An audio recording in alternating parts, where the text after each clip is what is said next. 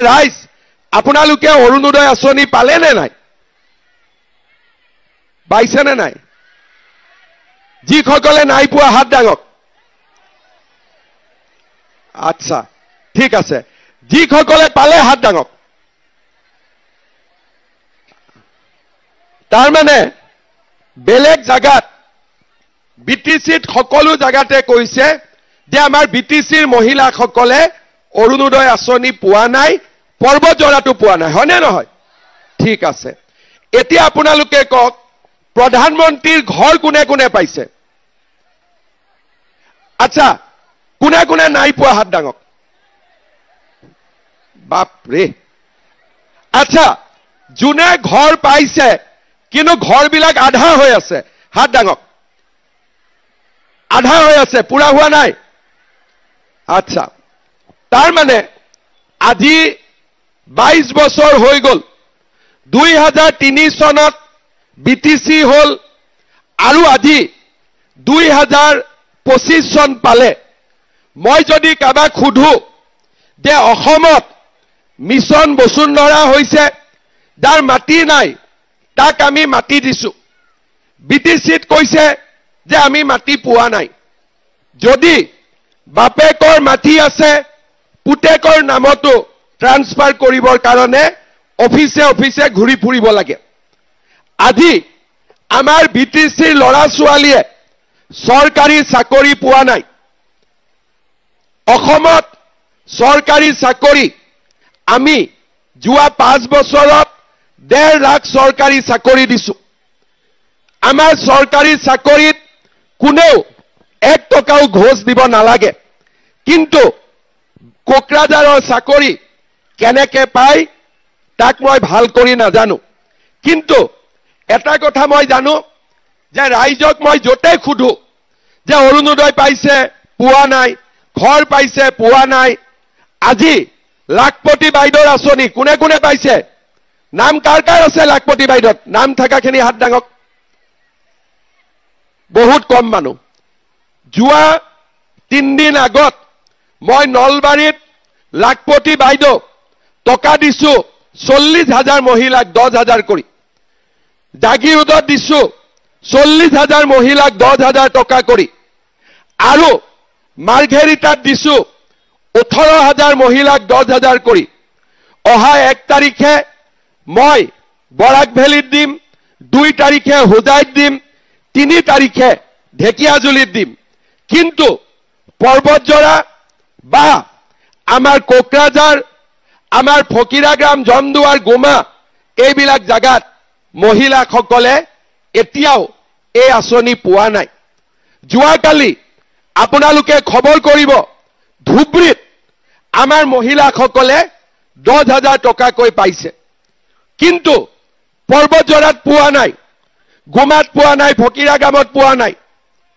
আজি একেখন অসমতে আমি আছো, কিন্তু বিলাসীপাৰা, ধুবুৰী, নলবাৰী, বৰপেটা তাতে মহিলাসকলে অৰুণোদয় পায়, প্ৰধানমন্ত্ৰীৰ ঘৰ পায় আৰু আমাৰ লৰাই যুৱকসকলে মুখ্যমন্ত্ৰীৰ আত্মনিৰ্ভৰ অসম অভিযান পায়, চৰকাৰী চাকৰি পায়, নিযুত মইনা আঁচনি পায়। কিন্তু আমাৰ বিটিচিত চৰকাৰী আঁচনি ৰাইজে দেখা নাপায়। কিয় দেখা নাপায়?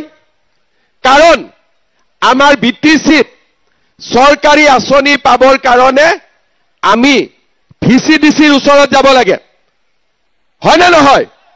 আৰু ভিচিডিচি বিলাকে যেতিয়ালৈকে টকা নাপায় কাকো একো স্কিম নিদিয়ে, হয়নে নহয়? ঘৰৰ কাৰণে কিমান টকা দিব লাগে? 10,000। কিমান দিব লাগে? 10,000 নে 5,000?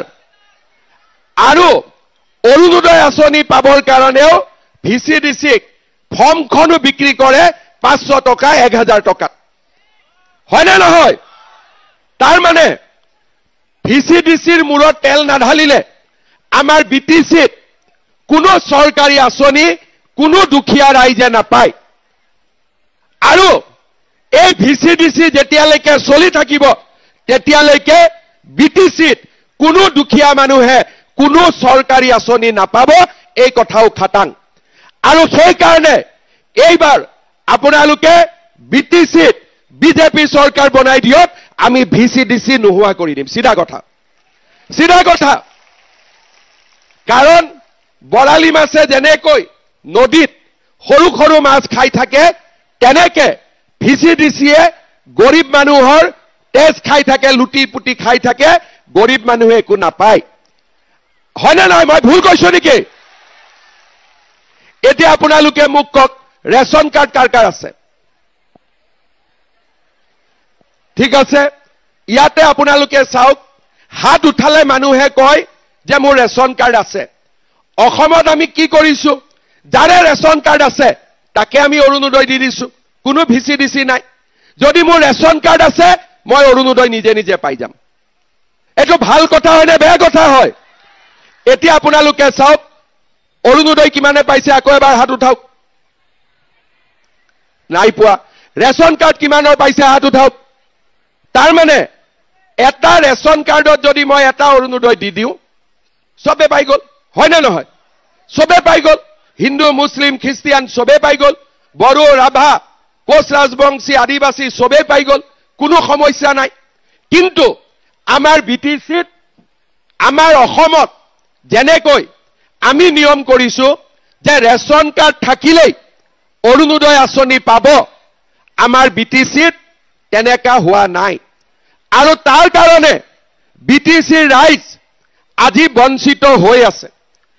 ঘৰ বনাব টকা কোনে দিয়ে? নৰেন্দ্ৰ মোদী ডাঙৰীয়াই দিয়ে।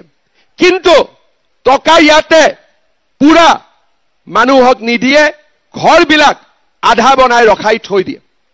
আজি আমাৰ BTCত যেনেকৈ অসমত চৰকাৰী চাকৰিৰ কাৰণে কোনেও 1 টকাও ঘোষ দিব নালাগে আৰু সকলোৱে চৰকাৰী চাকৰি পায়, আমি BTCখনতো তেনেকুৱা ব্যৱস্থা কৰিব লাগিব। কিন্তু আজি আমাৰ দুখীয়া মানুহে এই সুবিধাবোৰ পোৱা নাই। আমি কেনেকে BTCখনক আগুৱাই লৈ যাব পাৰিম?